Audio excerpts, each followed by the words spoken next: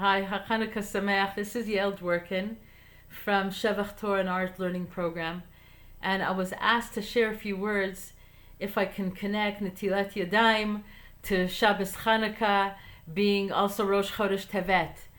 And I was thinking, I have to connect all of those things, but then it occurred to me, yes, there is a connection between all of those things.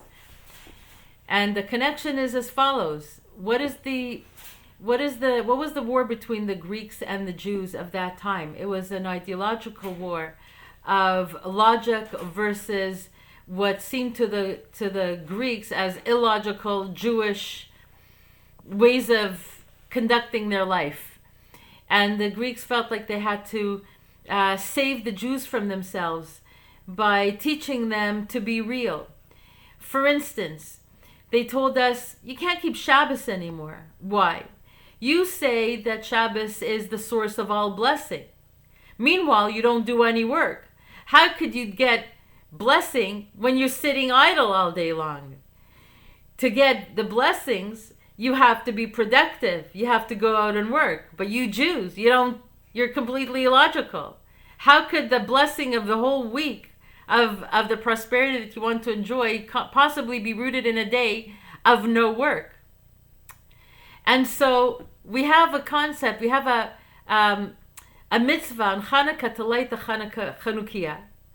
And we're not supposed to enjoy the lights of the Chanukah. Again, completely illogical. Why bother lighting lights that are not going to be useful in any way? The Greeks understand market value of things. If you're going to spend your time and effort on doing something, then it has to be purposeful. It has to have some market value to it. And you Jews, again, completely illogical. You're lighting lights, and you say you're not allowed to use them. And what's the thing? What's behind all of this? What's the deep meaning behind of it for Jews? The Jews believe that there's something called sechel enoshi, human intellect, human logic. Human logic means if I put my hand in my pocket, let's say I have 100 shekels and I give 10 shekels away for tzedakah, I'm going to be left with 90 shekels in my pocket. And then that's sechel enoshi, that's human logic. But sechel eloki, godly logic, the logic that Bezrat Hashem every Jew should function with, the godly logic is, I'm going to stick my hand in my pocket. If I had 100 shekels and I give 10 shekels away, I don't have 90 shekels left. I have more than 90. I have because what I gave away, I didn't really give away. It's a mitzvah that's it's going to meet up with me in Olam Haba. It's a mitzvah that became garments and clothing for my neshama. So I really didn't give it away. And as a matter of fact, aser kadei shetitasher, give away your money, tithing for tzedakah, in order to get rich. And the Greeks look at us and say, you guys are crazy. You're giving away money, and by giving away money, you're going to become rich. And you're giving away money not by buying something that's going to give you greater productivity after from the giving. You're just giving it away for free. And we say yes. So we light the Chanukah candles, and we don't use them to make the point that there are things that are hidden from human logic, from the empirical understanding of things, how they work in this world, because there's a godly thing happening. There's a neshama within the guf.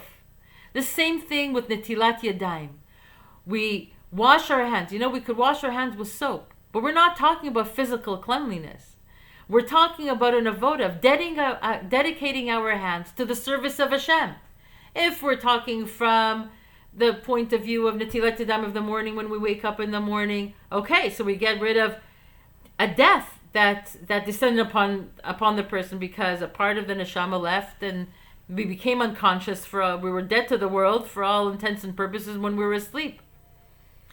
And we have to wash away tumah. Tumah is not something that we see. Again, it's a spiritual concept. And we make an action and we wash it in a certain way to purify ourselves. It's not something that we can expect a logical person to understand. But that's the whole point of Chanukah. If we only live according to logic, we'd be Greeks. We would only be living in this world reality. But we say it's not just this world. There's a reality that's called a spiritual reality. And that's even more real than anything real in this so-called real world of ours. And if we're talking about netilat Yadaim before eating bread, it's not a matter of washing the hands. You could wash your hands and you still wouldn't have fulfilled the mitzvah unless you use a kli, unless you wash your hands ritually in the manner in which we're expected to do according to halacha. So we wash our hands in a prescribed way again, and we elevate the hands to our head, and we say, these hands, everything that I'm going to be eating now or enjoying or doing in this world with my hand, which is with the tools of that bring us to productivity, I'm dedicating to Hashem, B'ezrat Hashem. I should eat in holiness. I should do everything in holiness. I should be mindful of the fact that there's, even though I don't always see it, but I need to be connected to this deep spirituality that's within everything. So by that I wish you a good Shabbos, a happy Chanukah, and a Chodesh Tov. All the best. Kol Tuv.